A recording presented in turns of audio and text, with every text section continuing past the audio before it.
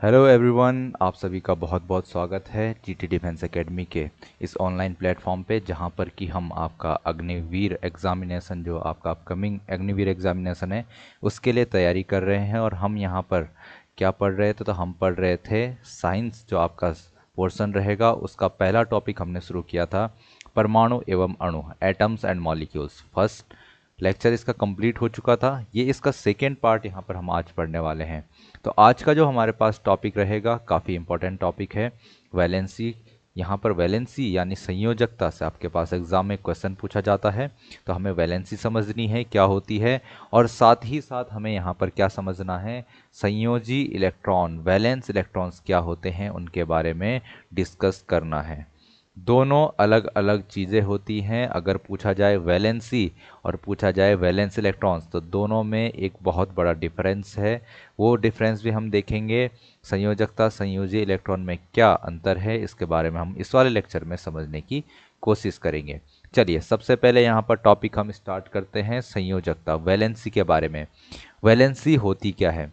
तो वैलेंसी की जब भी बात की जाएगी, इसका मतलब होता है किसी एटम की कंबाइनिंग कैपेसिटी। इसका मतलब क्या है? किसी भी एटम की कंबाइनिंग कैपेसिटी की बात हो रही है। कंबाइनिंग कैपेसिटी की बात हो रही है, यानी कि इसको कहते हैं जुड़ने की क्षमता। जुड़ने की क्षमता की हम यहाँ पर बात कर रहे हैं। जुड़ने की क्षमता से क्या मतलब है कि कोई भी एटम कितने बॉन्ड बनाता है, कोई भी एटम कितने बंध बनाता है, यही चीज़ हमें क्या बताती है? कंबाइनिंग कैपेसिटी बताती है। जनरली इसको अगर मैं आपको समझाऊं, जैसे कहीं पर क्या है, NaCl है। क्या है? NaCl है। तो NaCl में हम देखें तो Na कितने Cl के साथ डायरेक्टली जुड़ा हुआ है? तो यहाँ पर एक Cl के साथ जुड़ा हुआ है। तो यानी कि इसकी कंबाइनिंग कैपेसिटी क्या हो जाएगी? एक हो जाएगी, क्योंकि ये इस क्लोरीन के साथ एक बॉन्ड बना रहा है। ठीक है। ऐसे ही क्लोरीन कितने Na के साथ जुड़ रहा है? तो केवल एक Na के साथ जुड़ रहा है डायरेक्टली। तो इसकी भी कंबाइनिंग कैपेसिटी क्या हो जाएगी? 1 हो जाएगी। एक और एग्जांपल के लिए यहाँ पर हम देखें, जैसे HCl, यानी कि H कितने और एटम के साथ जुड़ रहा है? तो यहाँ पर Cl के साथ एक बॉन्ड बना के जुड़ रहा है। ऐसे ही Cl भी केवल एक H के साथ जुड़ता है। तो इस प्रकार से हम यहाँ पर आसानी से समझने के लिए मैं आपको एग्जांपल बता रहा हूँ। यानी कि सोडियम की कंबाइनिंग कैपेसिटी क्या हो जाएगी? 1 हो जाएगी। क्लोरीन की कंबाइनिंग कैपेसिटी क्या हो जाएगी? 1 हो जाएगी। ऐसे ही हाइड्रोजन की कंबाइनिंग कैपेसिटी भी क्या हो जाएगी? 1 हो जाएगी। तो हम यहाँ पर क्या कह सकते हैं कि जो सोडियम है, क्लोरीन है, हाइड्रोजन है, इनकी वैलेंसी कितनी होती है, इनकी संयोजकता कितनी होती है? तो इनकी संयोजकता होती है 1। क्या ये बात तुम समझ पा रहे हो? तो कभी भी वैलेंसी आपसे पूछी जाए तो आपसे क्या पूछी जा रही है? यहाँ पर कंबाइनिंग कैपेसिटी पूछी जा रही है, जुड़ने की क्षमता पूछी जा रही है। आई होप ये चीज़ आप समझ पा रहे होंगे। तो अब आपसे आपको दिमाग में यहाँ पर क्वेश्चन आएगा, चलिए वैलेंसी तो हमने समझ ली, ये वैलेंस इलेक्ट्रॉन्स क्या होते हैं, संयोजी इलेक्ट्रॉन किसे हम कह रहे हैं, इसके बारे में समझने का प्रयास करते हैं। तो अगर हम यहाँ पर देखें, एटम हमने देखा हुआ था। एटम के सेंटर में हमने बात करी थी, क्या होता है? एटम के सेंटर में यहाँ पर रहता है न्यूक्लियस, और न्यूक्लियस में हमने बात करी थी किसकी? प्रोटॉन्स और क्या रहते हैं? प्रोटॉन और न्यूट्रॉन रहते हैं। सेंटर में क्या रहते हैं? प्रोटॉन और न्यूट्रॉन रहते हैं। चारों ओर हमने बात करी थी वृत्ताकार पथ होते हैं, सर्कुलर पाथ होते हैं, जिनमें ये इलेक्ट्रॉन्स मौजूद रहते हैं, जिनमें इलेक्ट्रॉन घूमते रहते हैं। ठीक है। तो इन ऑर्बिट्स को कहा जाता है सेल। इनको क्या कहा जाता है? इनको सेल भी कहा जाता है। एक तो सेल कहते हैं, ठीक है। और जो सबसे अंदर वाला सेल होता है उसको कहा जाता है के सेल। फिर आता है के के बाद एल, एल सेल। के एल के बाद आता है एम सेल, और एम के बाद आता है एक और, अगर हम बाहर एक और सेल बना दें तो वो हो जाएगा हमारे पास एन सेल। क्या हो जाएगा? एन सेल हो जाएगा। यानी कि हम कह सकते हैं के कोस, एल कोस, एम कोस और एन कोस। सेल को हिंदी में कोस कहा जाता है। क्या कहा जाता है? कोस कहा जाता है। आई होप ये चीज़ आप समझ पा रहे होंगे। ठीक है। तो यहाँ पर के एल एम एन। अब अगर हमने क्या करा, इलेक्ट्रॉन देखे इस परमाणु में कितने इलेक्ट्रॉन हैं, तो उस आधार पर यहाँ पर अंदर इलेक्ट्रॉन भरे जाते हैं। आपसे क्वेश्चन पूछा जाएगा कि जो के सेल है यानी कि जो सबसे अंदर वाला सेल है, यहाँ पर पहली चीज़ तो इसके लिए n की वैल्यू होती है 1, स्मॉल n की वैल्यू क्या होती है 1 होती है।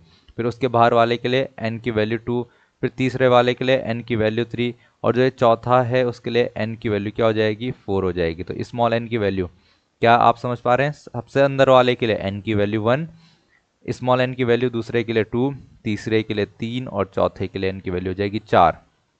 अब आपसे यहाँ पर क्वेश्चन पूछा जाएगा, आपसे क्या क्वेश्चन पूछा जाएगा, अब आपसे यहाँ पर क्वेश्चन पूछा जाने वाला है कि के सेल में कितने इलेक्ट्रॉन मैक्सिमम हम भर सकते हैं, कि के सेल में मैक्सिमम कितने इलेक्ट्रॉन भरे जाने वाले हैं। तो चलिए यहाँ पर बात कर लेते हैं कि जब हम बात कर रहे हैं के सेल में, तो तुम्हें हमेशा फॉर्मूला ध्यान रखना है 2n²। क्या फॉर्मूला ध्यान रखना है, 2n² फॉर्मूला ध्यान रखना है।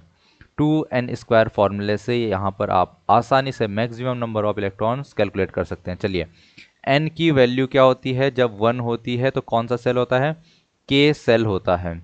और जब n की वैल्यू 1 है तो यहाँ पर हम रखेंगे 2 × 1², 2 × 1² कितना हो जाएगा, तो ये 2 ही रहेगा। जब n की वैल्यू 2 पुट करते हैं तो हमारे पास 2 × 2² हो जाएगा, तो 2 × 2 = 4 और 4 × 2 = 8, 8 यहाँ पर नंबर ऑफ इलेक्ट्रॉन्स आ जाएंगे। n की वैल्यू जब 3 होगी तो यहाँ पर आप कैलकुलेट करेंगे तो 3², 3 × 3 = 9, 9 × 2 = 18, 18 इलेक्ट्रॉन, 18 इलेक्ट्रॉन यहाँ पर आ जाएंगे। और जब हम बात करेंगे n = 4 की, तो 2 × 4², तो यहाँ पर 4 × 4 = 16, 2 = 32, यानी 32 इलेक्ट्रॉन यहाँ पर हो जाएंगे। तो ये कौन सा सेल है, ये के सेल है। के बाद कौन सा है, एल सेल, उसके बाद एम सेल, एंड आखिरी में क्या आ जाएगा, एन सेल आ जाएगा। तो आप यहाँ पर कह सकते हैं सबसे अंदर कौन रहता है, के सेल, फिर एल, एम और एन। और सब में मैक्सिमम इलेक्ट्रॉन किस तरीके से भरे जा सकते हैं, तो फॉर्मूला है 2n²। आप डायरेक्टली याद रखेंगे, पहले वाले में मैक्सिमम 2 इलेक्ट्रॉन, दूसरे में मैक्सिमम 8 इलेक्ट्रॉन, तीसरे में मैक्सिमम 18 और चौथे में मैक्सिमम 32 इलेक्ट्रॉन भरे जा सकते हैं। यही हमारे लिए इलेक्ट्रॉनिक कॉन्फ़िगरेशन में मदद करेगा जब हम इलेक्ट्रॉनों का क्या करेंगे, वितरण करेंगे, विन्यास करेंगे। आई होप ये बात आप समझ गए होंगे। अब क्या होता है कि माना किसी के पास इतने इलेक्ट्रॉन हैं कि उसके इलेक्ट्रॉन कहाँ तक भरे जाते हैं, के, एल और एम, एम तक भरे जाते हैं। तो माना एम तक इलेक्ट्रॉन हम भर पा रहे हैं, तो एम वाला जो सेल होगा वो हो जाएगा आउटर मोस्ट सेल। क्या हो जाएगा, आउटर मोस्ट सेल हो जाएगा, सबसे बाहर वाला यहाँ पर क्या हो जाएगा, कोष हो जाएगा। अब इस सबसे बाहर वाले कोष में कितने इलेक्ट्रॉन हैं, उन इलेक्ट्रॉनों को हमने गिनना है, कितने मैक्सिमम इलेक्ट्रॉन इसमें हैं या कितने इसमें इलेक्ट्रॉन हैं। हम अगर उन इलेक्ट्रॉनों को गिन ले तो वही इलेक्ट्रॉन होने वाले हैं संयोजी इलेक्ट्रॉन, वही क्या होने वाले हैं, संयोजी इलेक्ट्रॉन होने वाले हैं। तो पहले एक काम करेंगे, आप इन सभी को नोट कर लेंगे, ये जो चीज़ें आपको यहाँ पर दिख रही हैं, ठीक है, ये आप अपनी कॉपी में नोट कर लेंगे। फिर मैं यहाँ पर तुम्हें आगे समझाता हूँ किस तरीके से ये चीज़ें होने वाली हैं। तो चलिए बात करें अगर यहाँ पर कि जैसे मैंने एक एग्जाम्पल के लिए मान लिया, चलो कार्बन, क्या मान लिया, कार्बन मान लिया। कार्बन का एटॉमिक नंबर कितना होता है भाई, 6 होता है। तो मतलब इसके पास कितने इलेक्ट्रॉन होंगे, 6 ही इलेक्ट्रॉन होंगे। अगर 6 एटॉमिक नंबर है तो 6 प्रोटॉन है, और जितने नंबर ऑफ प्रोटॉन्स होते हैं उतने ही नंबर ऑफ इलेक्ट्रॉन्स भी होते हैं। तो 6 इलेक्ट्रॉन होंगे, तो 6 इलेक्ट्रॉन कैसे भरे जाएंगे, 2,4, कितना हो जाएगा, 2,4 हो जाएगा। यानी कि एक के सेल में है, क्योंकि के सेल में मैक्सिमम 2 इलेक्ट्रॉन भरे जा सकते हैं। उसके बाद आता है एल सेल, तो हो गया 4 और 2 6। तो बताओ सबसे बाहर वाला कक्षा कौन है, सबसे बाहर वाला सेल कौन सा है, तो ये वाला सबसे बाहर वाला सेल है यहाँ पर, ये एल वाला सेल सबसे बाहर हो जाएगा। तो इसमें कितने इलेक्ट्रॉन दिख रहे हैं, तो 4 इलेक्ट्रॉन दिख रहे हैं। कितने इलेक्ट्रॉन है, 4 इलेक्ट्रॉन दिख रहे हैं। और अगर इसमें 4 इलेक्ट्रॉन दिख रहे हैं तो यहाँ पर संयोजी इलेक्ट्रॉन कितने हो जाएंगे, तो 4 हो जाएंगे, वैलेंस इलेक्ट्रॉन 4 हो जाएंगे। तो इस तरीके से हम क्या करेंगे, एटॉमिक नंबर 1 से लेकर एटॉमिक नंबर 20 तक के जितने एलिमेंट्स है सब के लिए हम यहाँ पर वैलेंसी यानी कि संयोजकता देखने वाले हैं, और वैलेंस इलेक्ट्रॉन यानी कि संयोजी इलेक्ट्रॉन देखने वाले हैं। आई होप आप लोगों की चीज़ें समझ में आ रही होंगी। चलिए आगे बढ़ते हैं। तो एक टेबल बनाएंगे जिसमें हम क्या करेंगे, एटॉमिक नंबर लिखेंगे, एटॉमिक नंबर, यहाँ पर एलिमेंट का सिंबल लिखेंगे, उनका इलेक्ट्रॉनिक कॉन्फ़िगरेशन, इलेक्ट्रॉनिक विन्यास लिखेंगे, यहाँ पर उनकी संयोजकता लिखेंगे, वैलेंसी लिखेंगे, और फिर आखिरी में वैलेंस इलेक्ट्रॉन के लिए एक टेबल बनाने वाले हैं। संयोजकता माने कंबाइनिंग कैपेसिटी, वैलेंस इलेक्ट्रॉन्स का मतलब आखिरी में कितने इलेक्ट्रॉन्स से वो देख देने हैं। ये देखना तो बहुत ज़्यादा आसान है, वैलेंस इलेक्ट्रॉन देखना तो बहुत आसान। देखो बताओ, इसके पास कौन सा सेल है, केवल के सेल है, उसमें एक इलेक्ट्रॉन भरा हुआ है, सबसे बाहर यही होगा, तो बस उसमें कितने इलेक्ट्रॉन हो गए, एक इलेक्ट्रॉन। देखो हीलियम एटॉमिक नंबर 2, इसके पास 2 इलेक्ट्रॉन होते हैं, तो पहले सेल में मैक्सिमम 2 इलेक्ट्रॉन भर सकते हैं, तो हमने क्या करा, 2 इलेक्ट्रॉन लिखा, सबसे बाहर वाला कक्षा यही हो जाएगी, तो इसमें जितने इलेक्ट्रॉन है वो सभी क्या हो जाएंगे, वैलेंस इलेक्ट्रॉन हो जाएंगे। अब एटॉमिक नंबर 3 देखेंगे, तो पहले में मैक्सिमम तुमने 2 भरे, उसके बाद क्या आ जाएगा, 2 और 1 3 हो जाएगा। बताओ सबसे बाहर वाले सेल में कितने इलेक्ट्रॉन, एक इलेक्ट्रॉन, तो उसी को तो हम क्या कहते हैं, संयोजी इलेक्ट्रॉन कहते हैं। ठीक है, फिर आ जाएगा बेरिलियम, 4 एटॉमिक नंबर, तो 2,2, तो यहाँ पर आउटर मोस्ट सेल में 2 इलेक्ट्रॉन, सबसे बाहर वाले सेल में 2 इलेक्ट्रॉन, फिर 2 3, इसी तरीके से यहाँ पर 3 हो जाएगा, और ऐसे करते करते कार्बन के लिए यहाँ पर 2,4, नाइट्रोजन के लिए 2,5, ऐसे ही ऑक्सीजन के लिए 2,6, फ्लोरीन के लिए 2,7 और नियोन के लिए 2,8। तो हमने क्या करा, मैक्सिमम 8 इलेक्ट्रॉन भर दिए हैं सेकेंड वाले सेल में। ठीक है, तो इसका यहाँ पर क्या हो जाएगा बताओ, तो ये वैलेंस इलेक्ट्रॉन 8 हो जाएंगे। कोई दिक्कत मुझे नहीं लगती किसी को होने वाली। यहाँ पर सोडियम 11 है, तो 2,8,1, तो आखिरी में एक आ गया, तो फिर से इसकी यहाँ पर वैलेंस इलेक्ट्रॉन कितने हो जाएंगे, 1 हो जाएंगे। फिर बात करते हैं मैग्नीशियम, तो 2,8,2, एल्यूमिनियम में 2 और 8 10 और 3 13, फिर 2,8,4 आ जाएगा सिलिकॉन के लिए। इसी तरीके से आगे बढ़ेंगे, 2,8,5, 2,8,6, 2,8,7, 2,8,8। अब बात आती है यहाँ पर 2,8,8,1। अब तुम कहोगे यहाँ पर तो मैक्सिमम हम 18 इलेक्ट्रॉन भर सकते थे, बट एक बात ध्यान रखना, यहाँ पर एक कॉन्सेप्ट आता है जिसको कहते हैं कॉन्सेप्ट ऑफ ऑर्बिटल, जो कि हमारे पास इस साल नहीं है, इस साल यानी कि हमारे सिलेबस में ही नहीं है। आपको इतना वो थोड़ा हाई लेवल में आ जाता है, तो हमें ऑर्बिटल का कॉन्सेप्ट नहीं समझना होता है। तो तुम बस सीधे ध्यान रखोगे, यहाँ पर पोटेशियम के लिए क्या हो जाएगा, 2,8,8,1 यहाँ पर इलेक्ट्रॉनिक कॉन्फ़िगरेशन होता है। ऐसे ही कैल्शियम के लिए 2,8,8,2, तो 10 और 10 20 इलेक्ट्रॉन हो गए। देखो वैलेंस इलेक्ट्रॉन 1, इसमें वैलेंस इलेक्ट्रॉन 2 हो जाएंगे। तो आई होप ये चीज़ आप कर पाएंगे। अब देखेंगे वैलेंसी भी याद रखना कितना आसान है। मान लिया वैलेंसी संयोजकता, तो हम शुरू करेंगे हेड। पहले अगर तुम्हें एटॉमिक नंबर 1 से लेकर 20 सीरियल वाइज एलिमेंट्स पता है, तो तभी ये चीज़ आप लोग कर पाओगे। ठीक है, जैसे हम बात करें यहाँ पर हाइड्रोजन की, तो हाइड्रोजन के लिए वैलेंसी होती है 1, हीलियम के लिए 0 होती है, क्योंकि हीलियम की कंबाइनिंग कैपेसिटी 0 होती है, मतलब वो किसी के साथ जुड़ता ही नहीं है, हीलियम किसी के साथ जुड़ता ही नहीं है। ठीक है, तो यहाँ पर ध्यान रखेंगे, तो क्या आ जाएगा 1 0, फिर 1 2 3 4 4 तक जाएंगे। क्या बताया मैंने, पहले करना है 1 फिर 0 फिर 1 2 3 4, फिर वापस 3 2 1 और 0, 3 2 1 और 0, फिर क्या करना है 1 2 3 4। क्या मेरी बात समझ रहे हैं, फिर 1 2 3 4, फिर 4 तक जाना है, और फिर 4 से वापस 3 2 1 0, और फिर 1 एंड 2। क्या मेरी बात आप लोग समझ पा रहे हैं। ठीक है, तो बात ध्यान रखेंगे, 1 से शुरू करना है, तो क्या बात करी हमने यहाँ पर 1 0, फिर 1 2 3 4, फिर उसके बाद 3 2 1 0, 3 2 1 और 0, फिर 1 2 3 4, और फिर क्या आ जाएगा उल्टा 3 2 1 0, और फिर 1 2।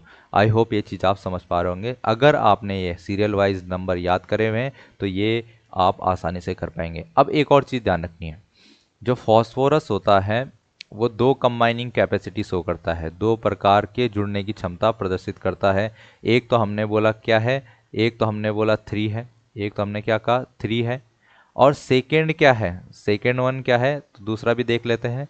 दूसरा होता है 5, दूसरा क्या होता है 5 होता है। तो ये 3 के साथ भी जुड़ सकता है और डायरेक्टली 5 के साथ भी जुड़ सकता है, तो इसलिए फॉस्फोरस के लिए ध्यान रखेंगे बस। बाकी सब आप कैसे करेंगे 1 0 1 2 3 4, 4 के बाद फिर 3 2 1 0, 1 2 3 4, फिर क्या आ जाएगा 3 2 1 0, और फिर 1 2। इस तरीके से आप इसको कर पाएंगे, आसान है। ठीक है ना। चलिए आगे बढ़ते हैं। आगे हमें क्या देखना है यहाँ पर, नेक्स्ट टॉपिक आपको यहाँ पर समझना है एटॉमिक मास। नेक्स्ट टॉपिक क्या है, एटॉमिक मास से परमाणु द्रव्यमान है। क्या बात है यहाँ पर, सिंपली एटॉमिक मास का मतलब हुआ मास ऑफ एटम। एटम का मास, अरे नाम ही क्या है, परमाणु द्रव्यमान, तो किसका द्रव्यमान, परमाणु का द्रव्यमान। अब नापें तो नापें कैसे, कुछ ना कुछ एक स्टैंडर्ड तो सेट करना पड़ेगा कि हम क्या करें भाई, इसकी यूनिट क्या होगी। तो इसकी यूनिट मानी जाती थी AMU। क्या मानी जाती थी, AMU मानी जाती थी, एटॉमिक मास यूनिट। क्या मानी जाती थी, एटॉमिक मास यूनिट मानी जाती थी AMU। बट आजकल इसको हम कहते हैं यूनिफाइड मास। क्या कहते हैं, यूनिफाइड मास कहते हैं। यूनिफाइड मास यानी कि क्या हो जाएगा यूनिफाइड मास, एकीकृत द्रव्यमान। क्या कहते हैं इसको, एकीकृत द्रव्यमान कहते हैं, एकीकृत द्रव्यमान। एकीकृत द्रव्यमान की ये क्या होती है, एटॉमिक मास की यूनिट है।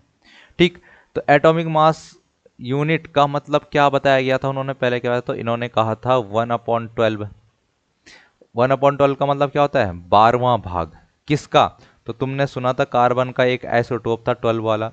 कैसा आइसोटोप था, 6C12 हमने बात करी थी। 6C12 लास्ट लेक्चर में देखा था, एक आइसोटोप था, समस्थानिक था कार्बन का। तो इसके एक परमाणु, तो यहां पर क्या कहा हमने, एक सेकेंड यहां पर रुकेंगे, ठीक है। तो यहां पर क्या कहा हमने, हमने यहां पर क्या कैलकुलेट करना है, हमने 12वां भाग लेना है किसका, mass of a C12 atom. क्या करना है, एक यहां पर C12 परमाणु का, C12 परमाणु का द्रव्यमान, C12 परमाणु का द्रव्यमान। तो एक C12 परमाणु का द्रव्यमान कैलकुलेट करना है, उसको डिवाइड कर देना है 12 से, तो जो निकल कर आता है उसको कहते हैं हम 1 AMU, 1 एटॉमिक मास यूनिट। अब इसको एटॉमिक मास यूनिट ना कह के क्या कह देते हैं, यूनिफाइड मास कह देते हैं। यूनिफाइड मास कह देते हैं, एकीकृत द्रव्यमान कह देते हैं। तो यहाँ पर एकीकृत द्रव्यमान में हम किसी भी परमाणु का द्रव्यमान नापते हैं। तो जैसे हाइड्रोजन एलिमेंट है, तो हाइड्रोजन का एटॉमिक मास यूनिट यानी कि एटॉमिक मास कितना होता है, तो 1 यूनिफाइड मास होता है। कितना होता है, 1 यूनिफाइड मास, तो 1U होता है। कितना होता है, 1U होता है। फिर बात करें हीलियम के लिए, तो हीलियम के लिए होता है 4 यूनिफाइड मास। कार्बन के लिए ध्यान रखेंगे कितना होता है, 12 यूनिफाइड मास। नाइट्रोजन के लिए 14 यूनिफाइड मास होता है एकीकृत द्रव्यमान। ऑक्सीजन के लिए 16 यूनिफाइड मास। तो ये चीज़ें आपको ध्यान रखनी है। हाइड्रोजन के लिए कितना है, 1U, हीलियम के लिए 4U, कार्बन के लिए कितना है, 12U है, नाइट्रोजन के लिए 14U है, ऑक्सीजन के लिए 16U है। तो ये बातें आप लोग ध्यान रखेंगे। आगे बढ़ते हैं, और इसमें एग्जाम्पल, सोडियम के लिए होता है 23U। सोडियम के लिए कितना है, 23U है। सल्फर के लिए होता है 32। सल्फर के लिए कितना होता है, 32, 32 यूनिफाइड मास। बात करें क्लोरीन के लिए, तो क्लोरीन का भी मोस्ट इंपॉर्टेंट है, 35.5U होता है। कितना होता है, 35.5 यूनिफाइड मास। यहाँ पर बात करें किसके लिए, पोटेशियम के लिए, पोटेशियम का नॉर्मली 39U होता है। और बात करें कैल्शियम की, तो कैल्शियम के लिए होता है 40U। आई होप ये चीज़ आप समझ पा रहे होंगे। तो हमने यहाँ पर कुछ एटम्स के मासेज लिखे हुए हैं, कौन कौन से एटम हैं, तो हाइड्रोजन के लिए 1, हीलियम के लिए 4, कार्बन के लिए 12, नाइट्रोजन के लिए 14, ऑक्सीजन के लिए 16। ऑक्सीजन के बाद हमने लिखा है यहाँ पर सोडियम के लिए 23, सल्फर के लिए 32, क्लोरीन के लिए 35.5, पोटेशियम के लिए 39 एंड कैल्शियम के लिए 40 यूनिट यहाँ पर एटॉमिक मास रहने वाला है। तो ये क्या हो गया, mass of atom, atomic mass हो गया। नेक्स्ट टॉपिक जो आता है वहाँ पर आपके पास आता है आणविक द्रव्यमान, मॉलिक्यूलर मास।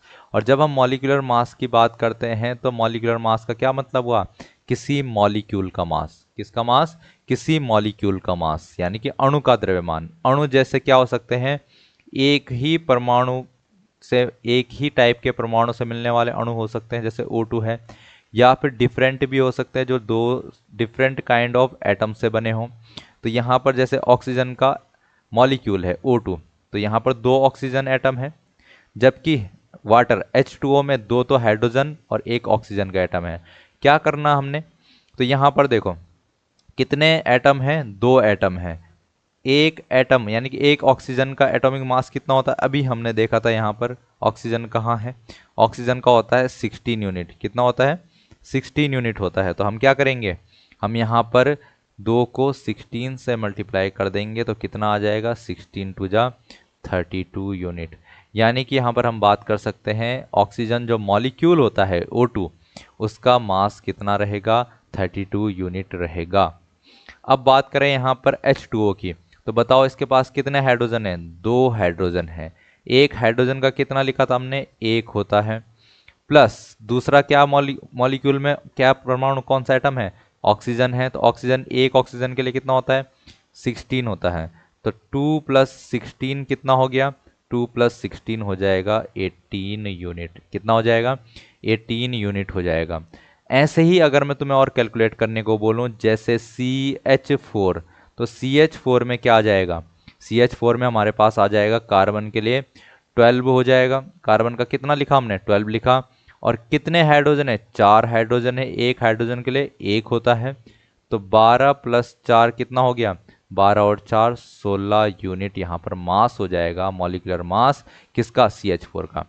तो हम क्या कह सकते हैं यहाँ से कह सकते हैं कि किसी भी मॉलिक्यूल का अगर हम मास कैलकुलेट करें तो वही उसका मॉलिक्यूलर मास होता है, आणविक द्रव्यमान होता है।